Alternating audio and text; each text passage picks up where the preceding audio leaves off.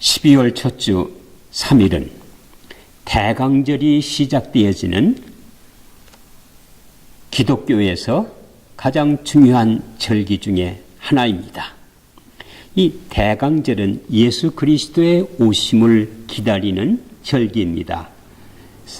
12월 첫 주로 시작해서 4주간 계속되어지고, 그리고 4주 마지막 주일이 금년에는 크리스마스 주일입니다. 그래서 크리스마스의 축제와 함께 대강절의 마지막 절기가 끝나게 되어집니다. 대강절은 영어로는 Advent season 그렇게 부릅니다. 대강절, 라틴 말의 의미는 coming, 온다는 뜻입니다. 임재한다는 뜻입니다. 그래서 예수 그리스도가 오시는 절기라는 뜻이 되어집니다. 한문으로 대강절이라고 표현합니다. 여기서 대자는 기다릴 대자가 될 것이고, 강자는 내림강, 내려온다, 오신다는 뜻이죠. 그래서 오시는 분을 기다린다 라고 하는 뜻이 되겠습니다. 우리는 예수 그리스도의 오심을 기다리고, 또 예수 그리스도가 다시 오심을 기다립니다. 초대교회에서는 처음 이 대강절은 탄생하신 예수 그리스도의 오심을 준비하면서 성탄절을 준비하는 계절로 사용됐습니다. 그러나 그 후에 4세기 이후부터는 이 대강절, 애드벤트 시즌은 예수 그리스도가 다시 오실 것이라고 하는 약속과 함께 이미 오심과 그리고 다시 오실 것이라고 하는 그 관계를 포함시켜서 교회가 예수 그리스도의 오심을 준비하는 기간으로 사용했습니다. 예수 그리스도는 이미 오셨고, 그리고 다시 오실 것입니다. 대강절은 4주를 계속하는데, 그 대강절의 시간적 계획은 11월 28일이 세인트 앤드루 축제일입니다. 그 축제일로부터 가장 가까운 주일, 일요일을 대강절 첫 주, 그 다음에 둘째 주, 셋째 주, 넷째 주, 그래서 넷째 주까지 계속 되어지고, 그 마지막 주일이 주일 사이에 25일을 성탄절로 지키는 것입니다. 대강절에 사용하는 컬러, 색깔은 퍼플 색깔입니다. 렌트 시즌에도 퍼플 색깔을 사용하지요. 렌트 시즌에도 교회는 퍼플 컬러, 보라색을 사용합니다. 왕 대신 예수 그리스도를 뜻하는 것입니다. 뜻하는 색깔입니다. 그리고 이 대강절에는 그 교회에 장식을 하게 되는데, 크리스마스 장식을 하게 되어집니다. 그 장식 중에서 반드시 두 가지의 교회 장식을 교회가 데코레이션으로 만듭니다. 그 하나가 소위 대강절 화원이라고 하는 것입니다. 이 대강절 화원은 나무를 임금이 쓰는, 왕이 쓰는 화원같이, 크라운같이 둥그렇게 말아서 크라운을 만듭니다. 그리고 거기에 촛불을 4개를 꽂습니다. 또 촛대를 4개를 꽂고 매 주일마다 하나씩 촛불을 켜서 마지막 4번째 주일에는 그 4개의 초가 다 불이 켜집니다. 그리고 크리스마스 날 하나를 더 꽂아서 크리스마스 초를 밝힙니다.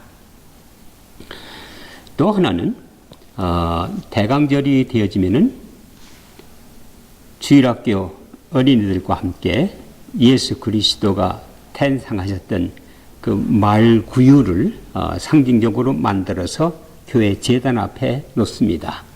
이 말구유를 교회 데코레이션으로 만드는 것은 11세기에 이태리의 성 프란시스에 의해서 시작이 됐습니다. 11세기가 히랍 그 모슬렘 기독교가 해교도지요. 모슬렘 기독교가 예루살렘을 정복해서 더 이상 순례자들이 그 예루살렘을 방문할 수가 없게 됐습니다. 그래서 성 프란시스가 자기 교회에 마을 구유를 만들고 성도들과 함께 성탄절을 같이 지켰습니다. 이 유래로부터 교회는 대강절이 되어지면은 제단에 예수님께서 탄생하신 마을 구유를 그곳에 데코레이션을 합니다. 이와 같은 두 가지의 데코레이션을 하는 것이 특색이라고 할 것입니다. 매 주일마다 이 애드반트 주일은 이름이 붙어 있습니다. 첫째 주를 호흡, 희망의 주일, 둘째 주일을 peace, 평화의 주일, 세 번째를 love, 사랑의 주일, 그리고 네 번째를 joy, 기쁨의 주일이라고 그렇게 불러집니다. 그리고 매 주일날마다 거기에 해당되어지는 구약 성경을 읽는 것이 애드벤트 대강절의 전통으로 되어 있습니다. 예수 그리스도의 오심을 기다리는 교회, 예수 그리스도의 모든 희망을 그리스도에게 두고 그분의 오심을 기다리는 것이 교회의 소망이요, 교회의 기다림이요, 교회의 가장 강력한 기대감입니다. 세례 요한이 예수 그리스도의 오심을 기다리면서 공생활, 예수님의 공생활을 시작하기 전 먼저 요단강에서 세례를 전파합니다. 천국이 가까웠다는 말씀을 전파하면서 말씀하시기를 너희는 주의 길을 예비하라. 그의 첩경을 평탄케 하라. 왕 대신 예수 그리스도의 대로를 준비하도록 선언하셨습니다. 세례 요한과 예수님은 서로 아주 밀접한 관계를 가지고 있는 것으로 표현하는 것이 공관복음서의 특징입니다.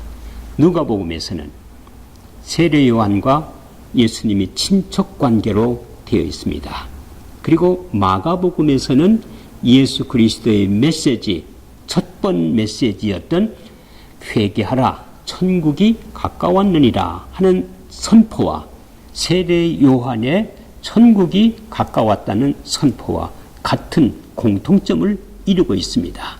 그런가 하면 누가복음에서는 세례 요한의 메시지의 내용과 예수님의 메시지가 매우 공통점을 갖고 있지만은 세례 요한은 도덕성의 강조를 뒀다면은 예수 그리스도는 구속사적 의미를 가지고 있다는 차이를 갖고 있습니다.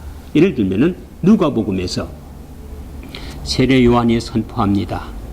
너희들이 회개하라고 선포할 때에 사람들이 어떻게 해야 됩니까? 라고 질문을 합니다. 세례 요한이 말하기를 두 벌 옷을 가지고 있는 사람은 가지고 있지 않은 사람과 함께 나누어라, 나눠 입으라 이렇게 얘기를 했습니다. 예수님의 설교에 있어서 산상설교가 시작될 때에 말씀하시기를 내 속옷을 갖고자 하는 자에게 겉옷까지 벗어줘라.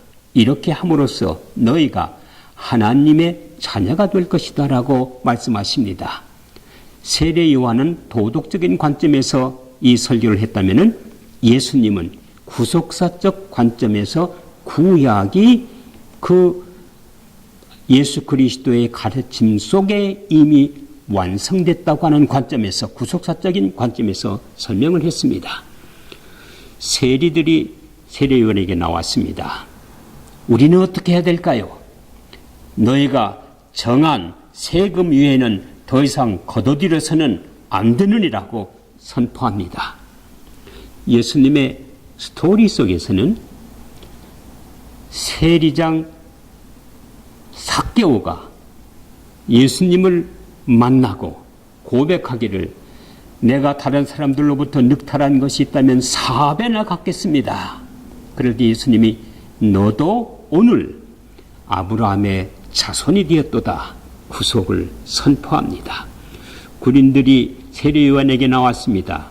그때 세례 요한 나온 군인들을 향해서 세례 요한이 선포합니다.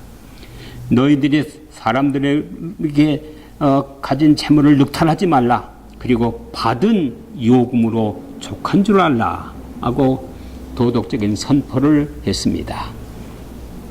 예수님은 군인에 대해서 매우 우호적인 생각을 갖고 있었습니다.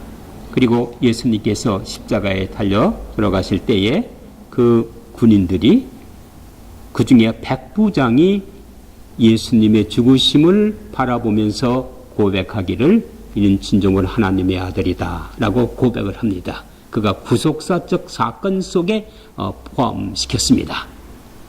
이런 점에서 예수님의 설교와 세례 요한의 설교는 매우 동등한 공통점을 갖고 있지만은 그 관점은 매우 다르다고 말할 수 있을 것입니다.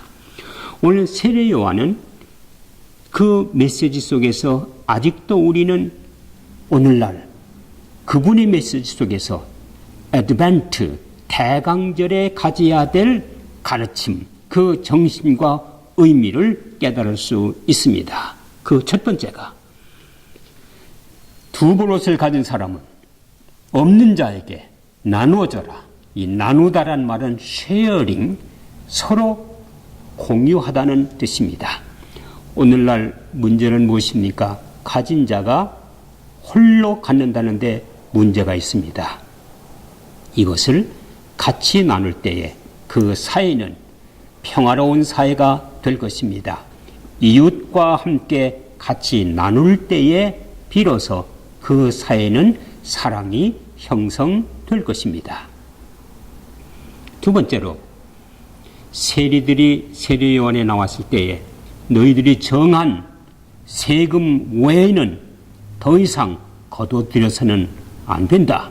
그 당시에 세리들이 세금을 더 많이 거둬들여서 일부를 로마에 보내고 일부는 자기네들이 개인적으로 착취했습니다.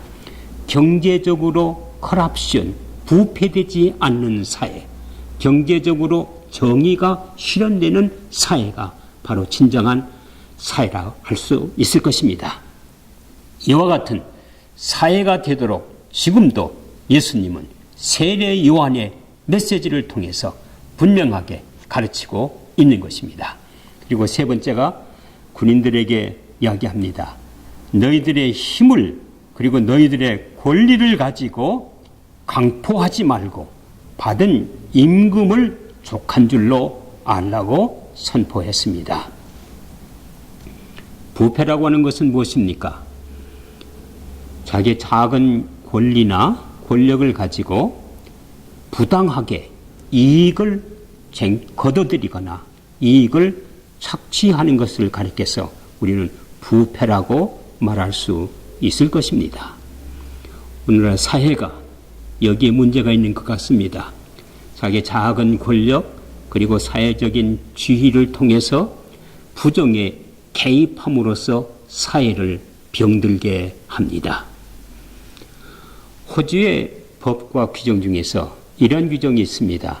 Conflict of Interest라고 하는 규정이 있습니다. 자기의 유익을 위해서 충돌되는 일이라고 하는 단어입니다. 말하자면은 자기가 갖고 있는 포지션이나 권리나 입장을 가지고 부당하게 그것을 사용해서 이득을 취하는 것을 하지 말라. 그런 뜻입니다. 호주 뉴사우스웨일스 정부의 장관이 포도주 한 병을 받고 사회적으로 문제가 돼서 물러나야 될 수밖에 없는 것은 그 포도주 한 병을 받은 것을 통해서 그 회사에게 유익을 챙겨주고 그리고 적절한 이익을 배당받는 문제 속에 말려 들어갔기 때문에 문제가 되는 것입니다. 그걸 가리켜서 conflict of interest에 말려들었다고 말을 하고 있습니다. conflict of interest, 부당한 이익 속에 빠져들어간 그런 삶을 통해서 자기에게 주어진 직책이나 또 사명을 잘못 사용하기 때문에 사회적으로, 개인적으로, 국가적으로 문제가 되므로 이것을 호주는 아주 엄격하게 다스리고 있는 것입니다. 오늘 한국 사회가 작은 권력을 활용해서 그리고 자기의 권력을 빙자로 해서 챙길 수 있는 모든 이익을 챙겨서 자기의 유익을 만들었습니다. 이게 소위 지금 한국 사회에서 일어나고 있는 최순실 게이트라고 하는 것입니다. 컨플릭트 인터레스트에 대한 도덕성이 없기 때문에 생겨진 문제입니다. 오늘 세례 요한은 이런 면에서 강력하게 로마 군인들을 향해서 이야기합니다.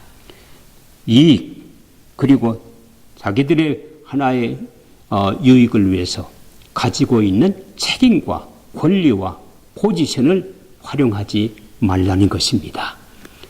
애드벤트 시즌, 대강절기에 우리가 가져야 되는 정신은 바로 세례 요한이 우리에게 선포했던 이 정신입니다. 도덕적으로 정결한 삶, 그리고 함께 이웃과 더불어 나누는 삶, 그리고 사회의 정의를 세워가는 삶을 가리켜서 애드벤트 시즌 대강절 정신이라고 말할 수 있을 것입니다.